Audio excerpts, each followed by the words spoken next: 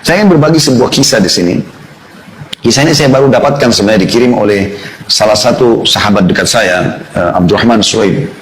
Hafidhahullah, beliau salah satu teman yang tinggal di kota Jeddah. Dan sering kali kami tukar-tukaran, kadang-kadang dia kirim beberapa cuplikan, walaupun dia bukan seorang alim, dia adalah seorang pengusaha gitu kan, tapi sering kali kami ngobrol dan segala macam. Dia sempat mengirimkan kepada saya sebuah kisah mungkin sekitar 2-3 hari yang lalu. Saya sempat renyuh mendengar kisah itu. Cuplikan seorang hakim di salah satu pengadilan di Saudi yang menghadapi kasus yang menurut dia kasus yang paling unik gitu. Apa ceritanya? Saya waktu dikirimkan cuplikan sekitar 8 menit cuplikan itu. Ada gambar orang tua.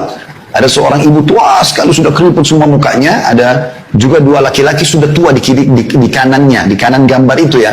Saya belum menangkap pesannya pada saat itu, tapi kemudian saya dengarkan. Mungkin orang kalau tidak mendengar kisah ini, saya juga sempat kirim ke grup teman-teman dai, Allahu a'lam sempat terbaca atau tidak, karena 8 menit biasa membuat orang jenuh untuk mendengarkan.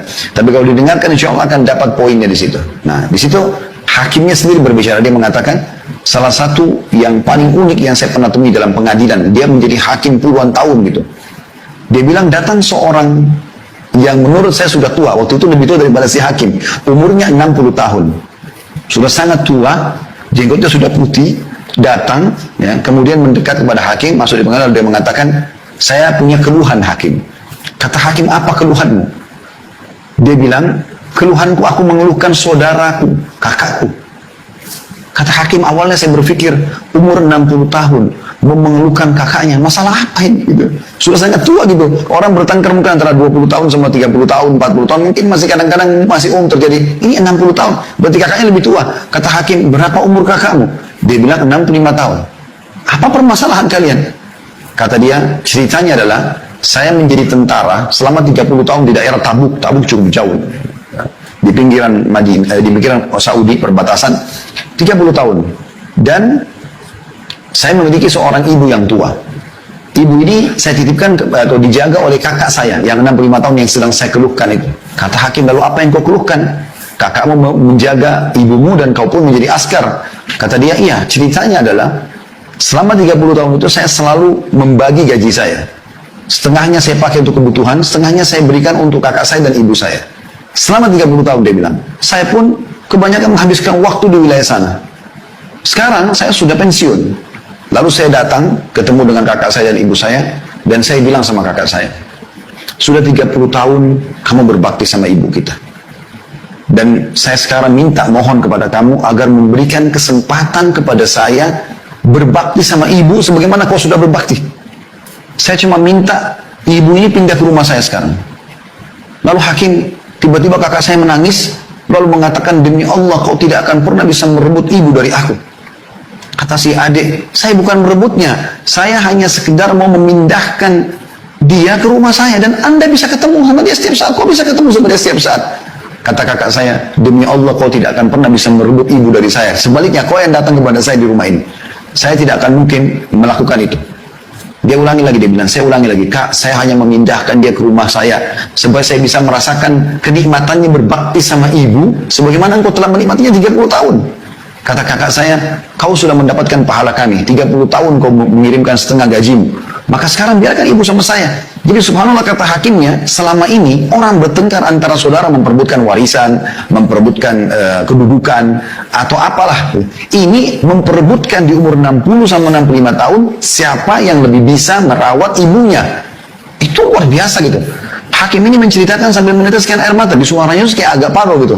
Lalu dia bilang, saya pun mengatakan sama dia, baik, coba panggil kakakmu sama ibumu ke pengadilan. Kata dia, baiklah. Dipanggil lah, dia bilang. Terjadi kejadian yang luar biasa, dia bilang sampai satu pengadilan meneteskan air mata gara-gara kisah mereka. Dia bilang pada saat masuk, dia bilang, demi Allah, saya belum pernah melihat ada anak berbakti seperti kedua orang ini. Ibunya digendong oleh keduanya, setengah tubuh ibunya dari pahanya dipegang oleh yang adik sebelah kiri dan si kakak pegang sebelah kanan. Mereka sama sekali tidak ingin ibunya menyentuhkan kakinya ke tanah. Digendong padahal ibunya masih mampu jalan. Sampai tiba di kursi. Lalu ibunya duduk tengah-tengah, si kakak duduk sebelah kanan, si adik duduk sebelah kiri. Kemudian saya mulai bertanya, ada masalah apa kalian? Ditanyalah kepada si adik, dia bilang, saya tanya kepada si adik. Adik ini tentu punya 60 tahun ya. Maka kata adiknya, saya sudah ceritakan kepada anda hakim. Kata hakimnya, saya mau dengar. Biar kakakmu juga mendengar keluhanmu. Supaya ini benar atau tidak. Saya mau dia membenarkan atau tidak. Diceritakanlah kembali ceritanya. Kemudian hakim bertanya kepada si kakak, bagaimana menurut kamu? Kata si kakak, benar apa yang dikatakan oleh dia. Dia membantu kami 30 tahun dan ibu adalah tinggal bersama dengan saya.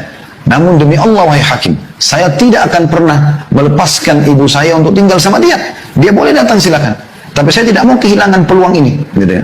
Dan saya sudah membahasakan kepada adik saya, demi Allah kau hanya bisa memindahkan ibu ke rumahmu kalau melalui pintu mahkamah, pengadilan. Oleh karena itu dia datang kepada Anda. Kata hakim, saya belum pernah menghadapi masalah seperti ini. Bagaimana memecahkan masalah antara dua anak yang beributkan ibunya? Lalu saya balik kepada ibunya, yang saya mengatakan, ibu, tengahi di antara mereka. Kata ibunya, saya nggak bisa wahai anakku. Dia bilang kepada hakim, anak, karena ibunya juga sudah tua, 80 tahun lebih malah umur ibunya.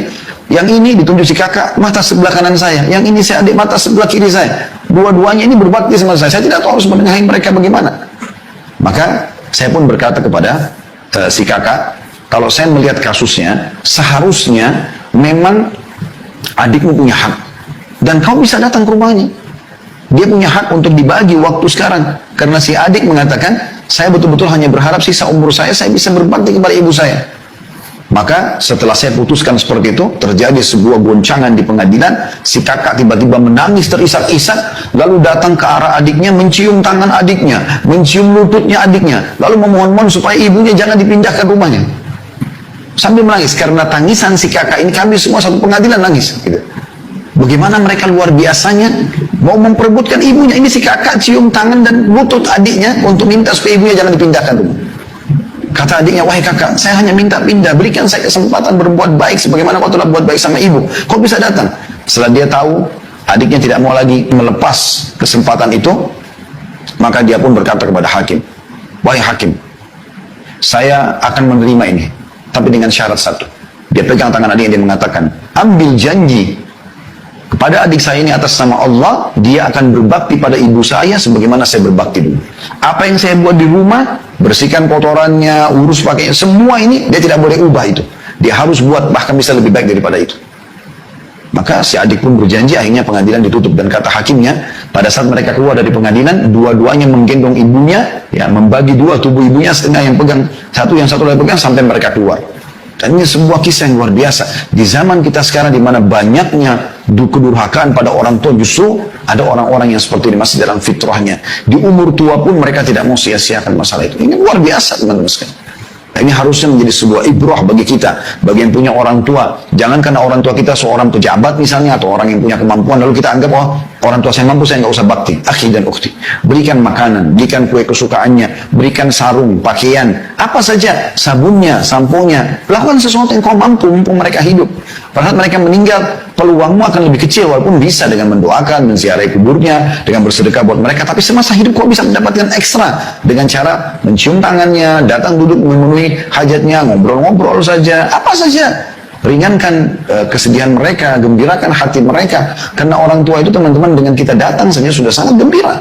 Bagaimana banyak di zaman kita sekarang, dan saya sering ingatkan di beberapa pengajian, anak-anak sekarang sudah mulai pergi ke kota metropolitan, ke Jakarta, ke kota-kota besar. Kemudian orang tua mereka di kampung. Mungkin mereka sudah berpendidikan tinggi, S1, S2, S3. Mereka sudah bergelar profesor. Kosakata yang digunakan, retorik yang digunakan juga sudah bahasa-bahasa akademik. Orang tuanya mungkin SD pun tidak. Maka terjadi gejolak yang syaitan lahirkan dalam dirinya, yang merasa diri lebih daripada orang tua. Sehingga dia malu bertemu dengan orang tuanya, malu kalau diperlihatkan orang tuanya kepada murid-muridnya, atau kepada siapapun karena dianggap nilai pendidikannya kurang. Atau kalau orang tuanya telepon, walaupun hanya mau mendengar suaranya, buru-buru, sudah ibu ayah saya ada meeting. Tapi kalau teman bisnisnya atau siapapun yang telepon, maka mereka akan malah memperhatikan ekstra. Ini semua hal yang harus